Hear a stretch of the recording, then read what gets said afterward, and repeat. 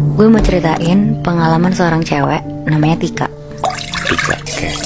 Umurnya tuh 22 tahun dan dia tuh tinggalnya di Bandung. Tika tuh masih kuliah karena kampusnya di Depok. Jadi si Tika ini tuh nyewa apartemen di Depok. Bisa dibilang Tika ini jarang banget pulang ke rumah, apalagi semenjak almarhumah mamanya tuh meninggal 1 tahun lalu. Oke. Jadi Tika benar-benar lebih banyak ngabisin waktu di apartemennya yang di Depok. Sampai akhirnya pas Tika lagi libur semester, Tika kepikiran buat pulang ke rumahnya yang di Bandung. Walaupun sebenarnya rumah di Bandungnya ini tuh kosong, cuma ada orang yang jaga doang. Karena dari kecil Tika emang tinggalnya sama mamanya aja berdua. Oh, dia anak tunggal. Iya, dia anak tunggal Moy. Terus. Itu juga jadi alasan terbesar kenapa Tika udah lama gak pulang ke rumahnya. Ya karena setiap dia pulang ke rumah, dia tuh jadi sedih lagi, sama dia kepikiran mamanya yang udah gak ada. Jadi Tika nih berusaha buat ngedistract pikirannya dengan dia tinggal dan kuliah di Depok. Tapi karena dia juga bingung mau ngapain lagi di Depok, akhirnya dia pulang ke rumahnya. Tika naik travel dari Depok ke Bandung. Sebenarnya pikirannya Tika tuh selalu mamanya. Dia selalu ingat apapun yang dia dan mamanya lakuin di rumah. Tika juga sempat netesin air mata pas di travel. Tapi di sisi lain dia juga harus kelihatan kuat kan, karena udah setahun yang lalu mamanya meninggal. Setelah 4 jam Depok Bandung, akhirnya kira-kira jam 5 sore sampailah Tika ke rumahnya. Dari pas masuk pagar, Tika mikir apa dia jual aja ya rumah ini. Karena dia ngerasa rumahnya tuh gede banget untuk dia tinggalin sendiri. Pas pikirannya lagi kemana-mana, tiba-tiba dia disamperin sama Pak Rahman. Pak Rahman itu tuh yang biasa jaga rumah Tika selama Tika di Depok. Pak Rahman nanya, "Neng di Bandung sampai kapan? Mau ditemenin nginep nggak? Berani nggak sendiri?" Tika jawab, "Belum tahu sampai kapannya Pak. Nggak usah ditemenin nggak apa-apa. Ini kan juga rumah saya, kenapa harus takut?" Habis itu Pak Rahman bilang, "Ya udah Neng, saya pulang ya." Akhirnya Pak Rahman pulang. Tika lanjut beres-beres masukin baju-baju yang di koper ke lemarinya. Karena ada Pak Rahman yang lumayan sering bersihin rumah, jadi rumah Tika tuh rasanya bener-bener kayak rumah yang masih ditempatin orang setiap hari gitu Moy, Bi. Keberdebu lah ya. Iya, Tika juga gak ngerasa asing sama rumahnya. Pokoknya ngerasanya nyaman banget. Sampai akhirnya udah sekitar jam 9 malam, Tika posisinya lagi nonton TV di ruang keluarga. Pas lagi nonton, tiba-tiba dia nangis kejar banget. Ternyata karena dia keinget almarhumah mamanya yang selalu nonton TV malam-malam sama dia. Pokoknya apapun yang Tika lakuin di rumah itu tuh dia ngerasa bawaannya tuh selalu sedih. Akhirnya sekitar jam 11 malam dia mutusin untuk masuk kamar dan siap-siap tidur. Pas mau tidur, Tika berdoa dan bilang kalau dia tuh mau banget disamperin mamanya di rumah ini. Pokoknya dia tuh mau ngobrol sama mamanya untuk terakhir kalinya. Dia berdoa sambil nangis-nangis saking sedihnya. Pas jam 2 pagi, Tika tiba-tiba kebangun. Dia kayak ngedenger suara TV di bawah tuh nyala. Terus disamperin kan sama Tika ke bawah. Pas dia lagi jalan ke bawah turun tangga, tiba-tiba dia denger kayak suara mamanya tuh lagi ketawa. Tika kaget kan. Terus dia lari turun tangga menuju ke ruang keluarga tempat dia nonton TV tadi. Pas Tika ngeliat, gak ada siapa-siapa. Tapi bener, posisi TV itu tuh nyala. Akhirnya dengan rasa kecewa, dia matiin TV-nya dan dia balik lagi ke kamarnya untuk lanjut tidur. Besokannya, pas Tika bangun tidur, dia ngerasa badannya tuh kayak pegel-pegel gitu satu badan. Terus dia tuh mikir, paling karena kecapean aja kemarin dari Depok. Tadinya Tika mau ketemu teman-temannya yang di Bandung. Tapi Tika ini tuh ngerasa kayak gak sanggup gitu loh buat pergi, kecapean banget gitu badannya. Akhirnya dia mutusin untuk di rumah aja, istirahat dulu baru besok pergi ketemu teman-temannya. Karena Tika sendirian, jadi dia sebenarnya gabut kan. Akhirnya dia ke kamar mamanya dan dia buka-buka album foto lamanya. Pas dia buka, dia kaget banget. Tiba-tiba ada suara, "Tika, Tika." Di situ Tika kaget banget karena itu suara yang persis banget sama mamanya. Tika ngeliat sekeliling tapi nggak ada siapa-siapa. Dia jalan ke arah jendela kamar mamanya, gak ada orang. Bahkan dia tuh sampai buka pintu kamarnya, gak ada siapa-siapa juga. Tapi di situ Tika agak seneng, karena dia ngerasa mamanya tuh denger doa dia. Akhirnya dia nyoba nyari dan dengerin suara yang manggil dia itu. Tika keluar kamar, dia jalan, masih ada tuh suaranya. Makin lama suaranya makin jelas dan asalnya tuh ternyata dari lantai 3 rumahnya. Nah, lantai 3 rumahnya itu tuh loteng. Tapi di situ Tika tetap ikutin suaranya. Dia naik ke tangga atas, jalan pelan-pelan. Pas dia buka pintunya, Tika ngeliat ada sosok mirip banget sama mamanya lagi duduk ngebelakangin pintu sambil bilang, "Tika, sini nak, mama pulang." Hah? Di situ Tika lari masuk ke loteng, nyamperin kursi tempat duduk mamanya. Pas dia ngeliat mamanya, Tika mau meluk mamanya, tapi pas dipeluk, mamanya hilang, bener-bener langsung gak ada. Hah? Setelah maghrib, Tika nelfon Pak Rahman untuk ceritain apa yang dia lihat tadi. Pak Rahman di situ kaget banget dengernya. Pak Rahman bahkan bilang untuk jangan pernah ikutin suara itu lagi, karena itu nggak mungkin mamanya Tika kan. Tapi Tika di situ nggak peduliin omongan Pak Rahman. Ya kayak si Tika ini tuh udah buta lah dan udah nggak mikir pakai logika lagi. Di situ dia bener-bener ngerasa kalau sosok tadi tuh udah pasti mamanya. Akhirnya sekitar jam 10 malam, Tika ini sengaja pengen banget ngeliat mamanya lagi. Akhirnya dia mancing mamanya dengan tidur di kamar mamanya dengan posisi lampu mati.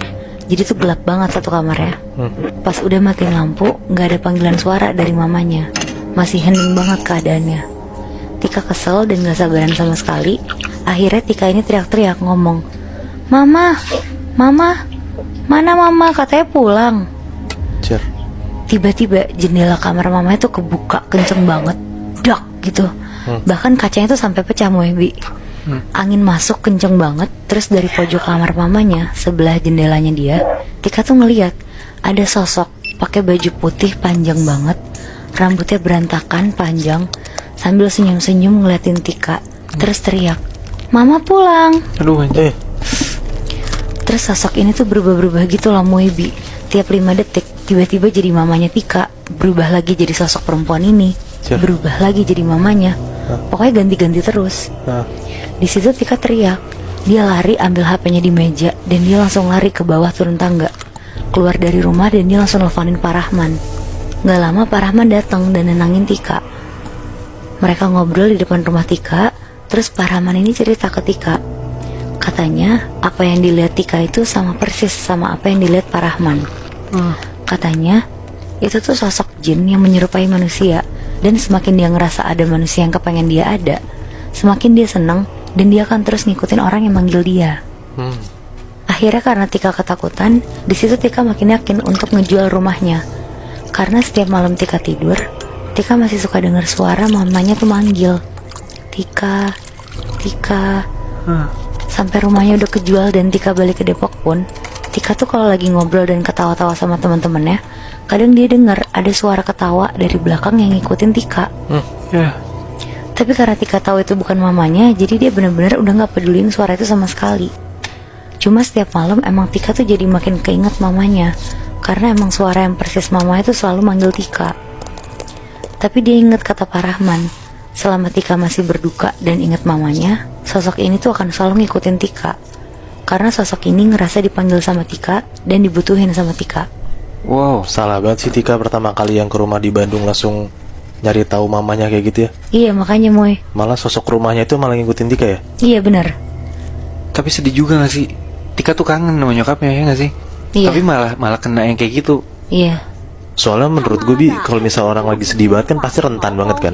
Iya. Nah jadi si Tika ini jadi sasaran empuk buat si makhluk halus yang ada di rumahnya dia di Bandung ini. Iya apalagi rumahnya udah lama kosong kan. Nah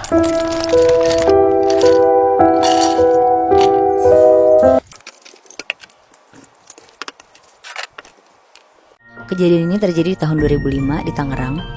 Ada satu keluarga yang tinggal di satu klaster perumahan. Keluarga ini tuh tinggal di sana kurang lebih 10 tahun.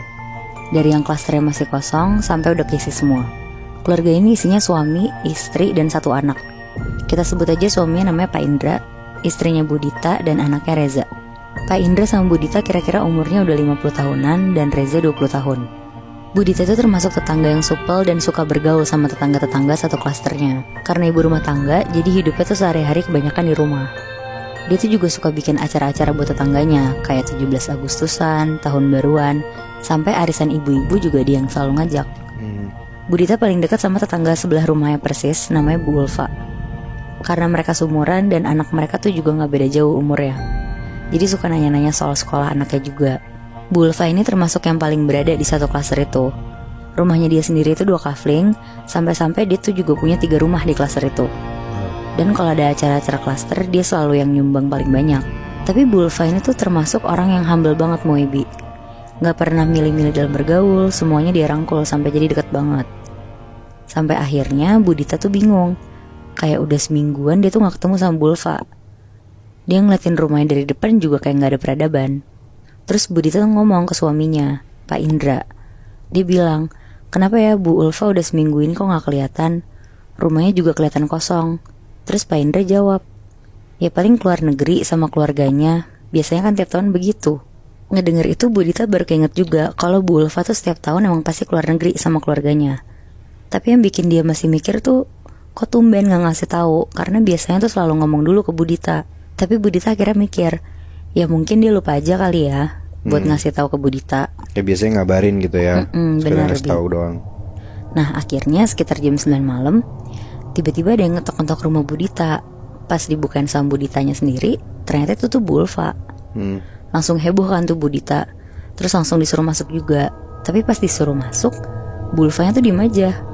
Mukanya Bulfa di sini juga nggak kayak biasa, pucet, rambutnya juga agak berantakan. Karena Budita ngeliat Bulfa pucet banget kayak orang sakit, Budita akhirnya bilang, Bu tunggu aku bikinin teh panas ya, ibu masuk sini aja duduk di ruang tamu. Akhirnya Budita cepet-cepet lah bikin teh panas. Dan pas dia balik ke pintunya, Bulfa tuh udah gak ada. Terus malamnya akhirnya dia ceritalah ke Pak Indra. Dia bilang kalau tadi tuh Bulfa mampir, tapi mukanya tuh pucet banget. Dan tiba-tiba Bulfa tuh hilang pas lagi dibikinin teh sama Budita. Tapi rumah Bulfa pun juga masih kosong. Ya Budita gak sempet ngecek rumahnya sih Moy. Soalnya udah malam juga waktu itu. Iya. Akhirnya sekitar jam 11 malam, Budita siap-siap tidur. Tapi pas baru mau tidur, Budita tuh denger kayak ada suara kenceng banget. Suara perempuan teriak-teriak terus nangis. Pak Indra pun denger suara itu. Akhirnya karena penasaran dan suaranya makin kenceng, Budita sama Pak Indra lari ke kamar anaknya. Tapi pas dibuka pintunya, Reza tuh udah tidur. Sumber suaranya tuh bukan dari rumah mereka Moibi, malah dari rumah sebelah, rumahnya Bulfa.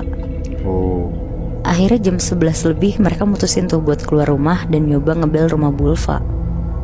Soalnya suara yang mereka denger udah bukan teriakan sama tangisan lagi, tapi suara minta tolong juga. Oh shit. Mereka ngebel lah ke rumah Bulfa. Sekali dibel gak ada yang keluar, 2 kali pun sama, sampai akhirnya ketiga kali. Yang keluar tuh pembantu sama supir rumahnya. Nanyalah Budita, Mbak, Mas, Bulfa kenapa ya? Kedengeran dari rumah saya ada suara minta tolong. Dan itu suara Bulfa. Tapi pembantu sama supirnya tuh mukanya takut, bahkan diem aja. Pas pelan-pelan diajak ngobrol, akhirnya mereka tuh bilang kalau sebenarnya Bulfa tuh udah seminggu gak pulang ke rumah. Dan suaminya juga gak selalu ada di rumah dari seminggu lalu. Padahal biasanya selalu pulang malam, tapi kali ini tuh lagi jarang banget pulang. Pulang cuma buat nengokin keadaan anaknya doang. Di situ Budita sama Pak Indra tuh kaget banget, karena baru aja tadi jam 9 malam Bulfa kan nyamperin ke rumahnya Budita kan. Nggak denger itu akhirnya Budita sama Pak Indra gak mau perpanjang obrolan.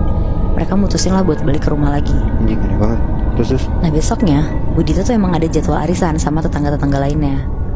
Di momen ini tuh Budita memastikan kalau Bulfa tuh sebenarnya ada beneran atau enggak. Karena Bulfa tuh gak pernah absen di arisan bulanan. Sekitar jam 1 siang Budita datang ke rumah tetangganya, Bu Rini. Pas datang semuanya udah kumpul, dan pas dia lihat sekitar gak ada tanda-tanda dari Bulfa. Obrolan sepanjang arisan itu juga ada tuh ngebahas tentang Bulfa.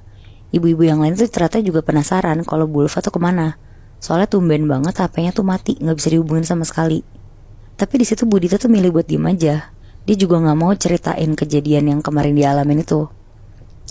Malamnya pas pulang pun Budita langsung cerita ke Pak Indra. Dia bilang kalau ibu-ibu juga udah pada nyadar kalau Bulfa tuh ngilang. Ya karena mereka berdua juga gak bisa apa-apa, jadi mereka tuh nunggu info berikutnya. Mereka juga berharap kalau Bulfa tuh gak kenapa-napa.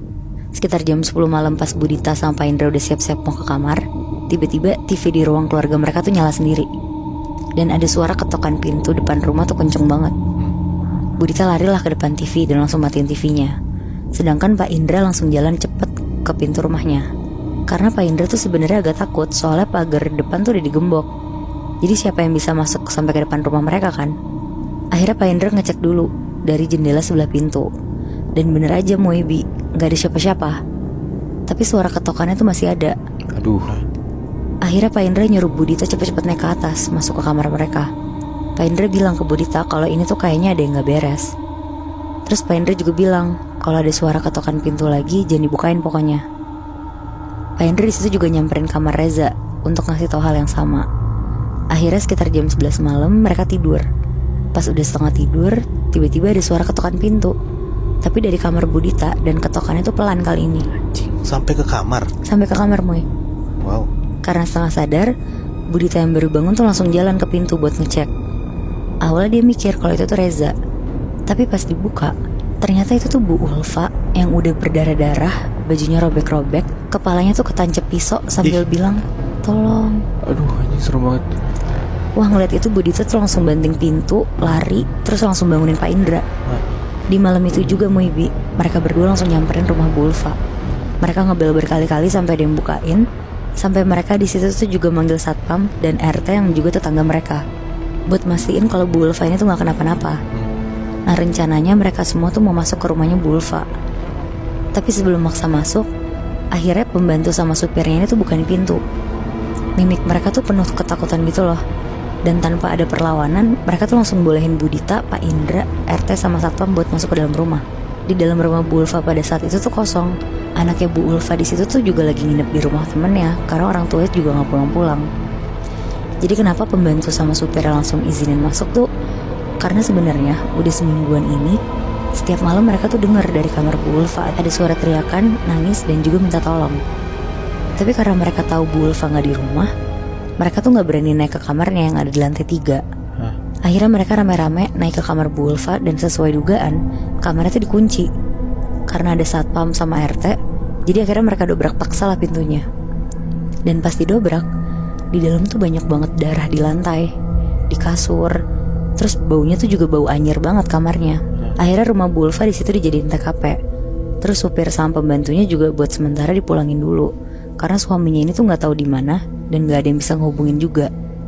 Nah, seminggu kemudian jasadnya Bu Ulfa tuh ketemu di semak-semak rumah kosong yang jaraknya 5 kilo dari klaster itu. Anjing. Wah, anjrit. Dan ternyata Moibi, katanya Bu Ulfa ini tuh dibunuh dengan sadis sama suaminya, yang ternyata pakai pesugihan dan jadiin Bu Ulfa sebagai tumbal. Fuck. Anjrit. Berarti selama ini Bu Ulfa hilang bukan karena keluar negeri tapi karena meninggal. Iya bener Moy. Wah, anjing Bi. Wow. Terus sampai sekarang suaminya gimana, Nat? Setahu gue sih sampai sekarang masih dicari nih Moy suaminya. Karena katanya suaminya tuh pindah-pindah mulu. Wah, anjing. Berarti si arwahnya Bu Ulfa masih gentayangan dan ngeganggu tetangga-tetangganya, Bi. Ya iya sih Moy, buktinya aja si Budita itu dimintain tolong terus kan berhari-hari. Wah, kayak sweat. Itu kerasa teror juga ya, karena ya sebenarnya nggak serta merta teror dari orang jahat sih, tapi ya tetangga lo yang minta tolong ke lu sebagai tetangganya berasa jadi teror juga sih. Iya, karena aku juga masih nggak habis pikir gitu loh. Kadang kan emang orang lain yang ngelakuin sesuatu atau hal-hal mistis itu dilakuin sama orang lain kan. Tapi kalau misalnya tetangga pun sampai kena juga, gue nggak tahu sih kalau misalnya ada di posisi kayak gitu, gue akan pindah rumah atau emang gue bakal cari tahu sebenarnya tetangga gue tuh lagi kenapa. Jadi beberapa tahun lalu ada seorang cowok asal Jakarta, dia tuh kayak biker gitu, kayak anak motor. Oh, oke.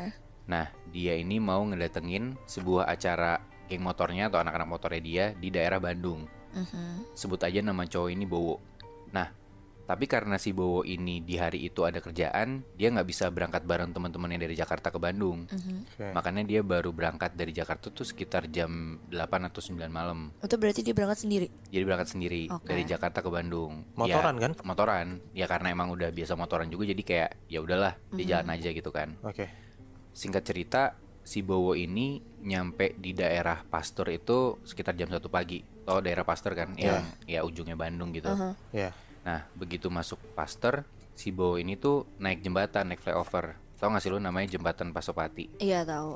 Nah, ini biar lu bayang ya, jembatan Pasopati itu tuh kayak flyover yang lumayan panjang, sekitar 2,8 km lah. Nah, flyover ini tuh gak ada trotoar kanan kirinya, jadi kayak emang kayak flyover pada umumnya lah, yang emang jalannya tuh buat motor sama mobil gitu loh. Oke. Bukan yang kayak buat jalan kaki. Nah, banyak artikel di internet yang bilang kalau jembatan Pasopati ini emang ada penunggunya. Bahkan yang gue baca, Pasopati itu jadi salah satu dari 10 jembatan terangker di Indonesia. Oh gitu. Ya, Itu gue baru denger sih. Lu kalau lu cari internet pasti ada. Oke. Oh, oke.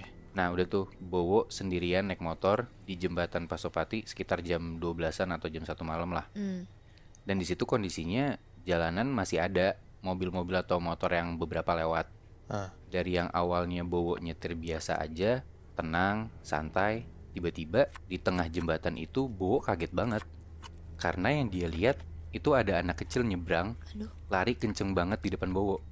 Bowo nggak ngelihat jelas mukanya anak kecil ini kayak gimana, tapi yang dia tahu itu anak kecil bener-bener lari cepet banget nyebrang di atas jembatan.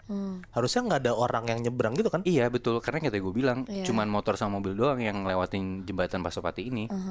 Kayak lu bayangin aja Mui, anak kecil nyebrang di atas jembatan yang tinggi banget, dan itu tengah malam lagi. Gara-gara ngeliat itu, Bowo refleks berhenti mendadak.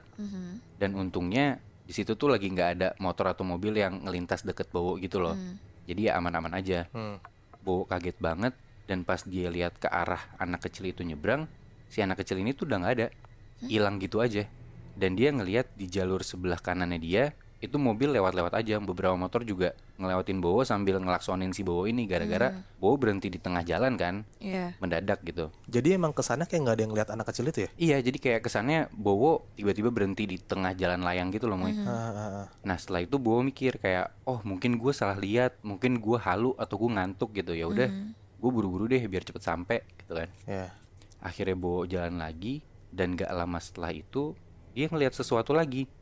Kali ini Bowo ngelihat dari jauh di depan dia itu kayak ada orang ngelambai tangan gitu loh, kayak manggilin seseorang dari arah Bowo. Masih di jembatan itu? Masih di jembatan itu. Gara-gara jauh dan jalanan malam, Bowo nggak bisa ngeliat jelas wujud orang ini, apalagi mukanya. Dan pas semakin Bowo ngedeket, ini orang nggak ngegeser sama sekali, masih di tempat yang sama, masih ngelambai-lambai. Ini dia di tengah jalan atau di samping? Di tengah jalan, di atas jalan layang itu, Moy. Kayak Bowo tuh ngerasa, anjrit, ini apa lagi sih? Kayak tadi dia ngelihat anak kecil nyebrang, kok sekarang dia ngelihat di tengah jalan ada orang ngelambai-lambai tangan gitu kan. Dari situ Bowo coba ngelihat ke spion, ngelihat ke belakang kayak amit-amit nih orang gila nggak geser. Bowo bisa ngambil lajur kanan buat ngehindar gitu loh. Jadi kayak nggak nabrakin si orang ini. Untungnya di lajur kanan itu lagi nggak ada motor atau mobil yang lewat. Akhirnya Bowo ngambil ke lajur kanan. Dan begitu Bowo udah di lajur kanan, udah deket banget nih sama orang yang ngelambai tangan ini. Sampai berpapasan, orang ini kan di samping kirinya Bowo kan. Bowo nengok ke kiri, dan Bowo tuh ngelihat banget jelas pakai mata kepalanya sendiri. Si orang ini kepalanya cuma setengah. Jadi kayak dari mulut, hidung, terus udah atasnya tuh nggak ada. Anjir. Di situ tuh Bowo merinding, dia ketakutan banget, dan Bowo tuh bener-bener ngerasa kayak kalau yang dia lihat tuh bukan halusinasi. Karena Bowo ngelihat dengan jelas banget ini sosok itu palanya cuma setengah. Dan Bowo yakin banget itu tuh bukan orang. Karena kayak mana ada orang palanya setengah tapi masih bisa berdiri gitu loh. Bahkan ngelambai tangan kan. Gara-gara udah ngelihat dua kejadian aneh, kayak yang dilihat anak kecil lari di tengah jalan sama orang yang ngelambai tangan ini, kayak Bowo tuh langsung udah gue mau tancap gas, gue ngebut biar bener-bener sampai ke tempat si teman-teman gue ini. Sampai akhirnya Bowo udah ngelihat tuh di depan dia itu udah ujung jembatan Pasopati. Bowo udah mulai tenang tuh, kayak dia ngerasa akhirnya gue bisa ngelewatin jembatan angker ini. Tapi dengan keadaan masih ngebut, di bagian turunan jembatan itu Bowo ngelihat ada sesuatu yang ngeglinding di depan motor dia. Semakin dia ngelihat, semakin dia perhatiin, akhirnya di situ Bowo tahu apa yang sebenarnya ngeglinding di depan dia. Apaan? Ternyata yang dia lihat itu adalah kepala manusia yang udah kebelah, dan di situ yang Bowo lihat cuman tempurung kepala yang isinya udah hampir berserakan gitu. Jadi cuma bener-bener dari mata ke atas gitu, Mui, Syaf. Dan kalau dipikir-pikir, itu tuh kepalanya makhluk yang dilihat sama Bowo sebelumnya. Yang ngelambai itu. Yang ngelambai itu. Karena kan tadi gue bilang kepalanya setengah ke bawah kan, dari hidung ke mulut. Yang ini ngelinding ke setengah ke atas. Kayak mata, terus tempurung kepala sama isi kepala yang berserakan kemana-mana. Anjing. Nah gara-gara itu Bowo refleks banting setir ke arah kiri. Dia nyoba buat ngehindarin si kepala ini. Tapi tiba-tiba dari belakang Bowo itu ada motor yang hampir nabrak motornya Bowo. Dan motor itu banting setir juga mau ngehindarin Bowo. Tapi sayangnya si pengendara ini tuh nabrak pembatas jalan dan akhirnya tewas di tempat. Nah kejadian kecelakaan ini tuh sempet rame di berita. Bahkan kalau lihat di internet tuh ada kejadian tentang kecelakaan ini. Tapi cuman sedikit orang yang tahu kalau yang nyebabin kecelakaan itu salah satunya karena faktor mistis. Dan ternyata yang gue baru tahu juga, nama Pasopati itu diambil dari bahasa Sanskerta gitu kali ya. Kayak mungkin diambil dari legenda, yang mana Pasu itu artinya pasti, Pati itu artinya mati. Jadi Pasupati itu sama dengan pasti mati. Anjing. Anjing gue baru tahu. Sumpah gue sering ke Bandung, tapi gue baru tahu sih jembatan itu. Artinya itu. Iya artinya. Karena emang kalau lu Google arti jembatan Pasupati atau arti dari Pasupati, itu tuh pasti mati, Chef. Makanya ada yang kecelakaan. Gue nggak ngerti faktor itu juga atau enggak ya. Cuman kalau lu lihat di internet pun emang banyak kecelakaan yang ada di jembatan Pasupati. Dan yang kayak tadi gue bilang, ya Pasupati jadi salah satu dari 10 jembatan terangker di Indonesia. Tapi ada kemungkinan gak Bi yang Bowo lihat dari yang anak kecil, terus yang kepalanya setengah itu siapa tahu korban dari kecelakaan di jembatan itu. Nah, gue tuh nggak tahu, Chef, apakah itu korban atau mungkin itu penunggu dari jembatan Pasupati ini.